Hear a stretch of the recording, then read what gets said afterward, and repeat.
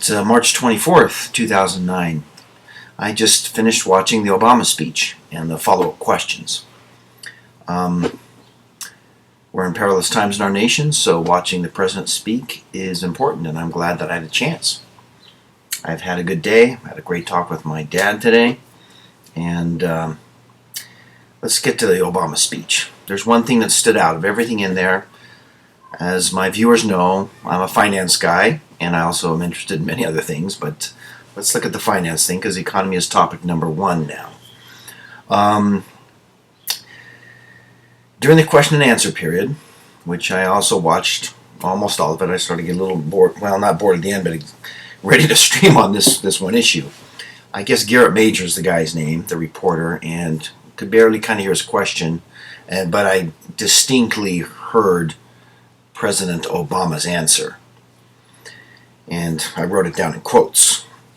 "I don't believe there is a need for a global currency." President Obama said that. "I don't believe there is a need for a global currency." Well, that is a hot topic, and MOT, Man of Truth, is going to continue to push on that one because it's a very hot topic, and it'll be relevant to your daily life in the near future. Many of you know I've been talking about the G20. I know there's been some preliminary meetings, but this larger G20 meeting that's coming up, which is a meeting of the 20th countries with the 20th largest economies in the world. So I'm watching very closely the hints, the things, the intelligence community, the chatter of what's going on as far as a worldwide currency, a global currency. So when President Obama said, "I don't believe there's a need for a global currency," I thought, okay, I'm going to make the video on this, even though I want to talk about Glenn Beck, what he's doing. I want to talk about a lot of other things, but boom, we're going to talk about that. So I suggest all my viewers do this. Thanks to the internet, which is up and running at this point in time, you can go into hyper-learning mode and learn fast. So here's what I typed in. MOT typed in to Google, and I clicked on news. You got web, images, maps, video, Gmail. Boom, I clicked on news. I put in G20 meeting worldwide currency, and here's what came up. I'm looking at it right here underneath my screen, and I'm filming an iMovie here. And so the first article had come up. China calls for a global currency 2 hours ago. Now that's pretty recent news from the New American. With the Economic and Monetary Authority of the U.S. foundering worldwide, many internationalists are eager for a chance to subordinate the dollar and U.S. And then I clicked on it. It goes the article and talks about a global reserve currency, and that the governor of China's central bank, Zhao Zhuochuan, don't know if I can pronounce that well, I speak Spanish, not Chinese, wrote an essay on Monday about how the dollar should be replaced by a currency composed of a basket of participating currencies. All these things are coming together. Ben Bernanke approving that $1.2 trillion, and then today I noticed, watching the financial markets, have a lot of commentary there. I'm starting to get interested in Fox Business News Network. I was watching their happy hour program, and it's getting pretty cool and interesting. So I'm starting to kind of get a little bored with what's over there on CNBC and checking out this new Fox Business channel, which I like the guy with long hair. He's making some pretty good comments. Pretty good comments there.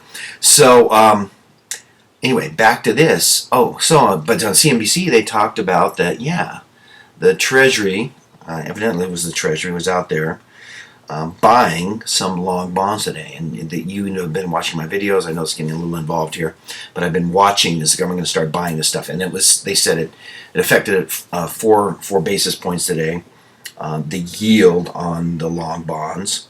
So the government is buying our own debt right now. So the government's buying its own debt right now. Why? Because China is having concerns about the currency, if you've been keeping up with things on that. So all this leads to, I notice Vision Victory has all roads lead to hyperinflation. Well, I'm going to talk about, I think there's in the immediate short term, some deflation. But all roads lead to this G20 and what they're going to do. Are they going to institute the worldwide currency at this April meeting? No, I don't think so. What they're going to do is having the talking points on it, getting ready, listening to the world. And so here you got China calling for a world currency. So read that article. Then a few more down, it's called Chatterbox. I haven't even seen this before.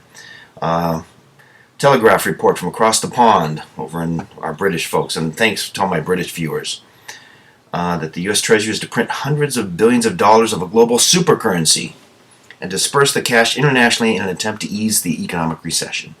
SDRs, I remember studying these at Harvard, and they've been around for a long time, World Bank instrument.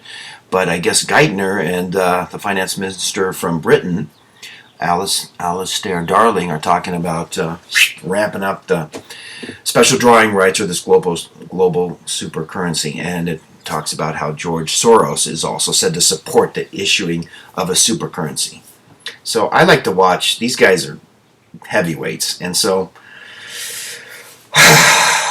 boy. Anyway, Soros. I watch what Soros does. Whenever I can read an article about him, I'm just like riveted and watching.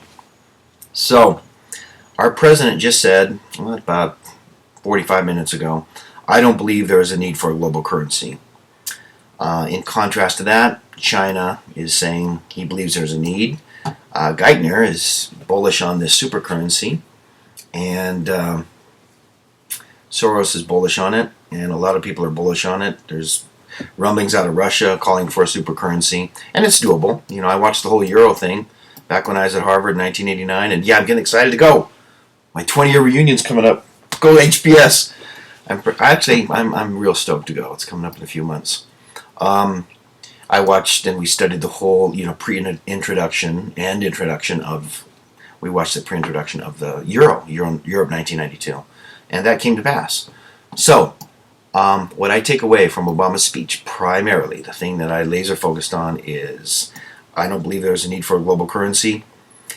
I'm with you on that one, President Barack Obama, but you're wrong on that. I mean, well, you don't believe there's a need, but you're going to find out that you'll be persuaded that there is a need and that there will be a global currency. MOT viewers, watch this closely.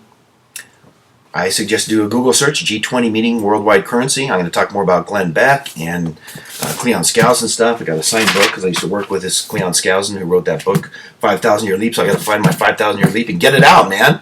People are starting to get interested in the truth. This is getting kind of interesting here. I'm digging it. I love y'all. Yeah, and MOT's getting a little psyched because there's some reality filtering through the media, and it's pretty exciting. I like it a lot. Okay, let me close some of these windows and take care. Bye.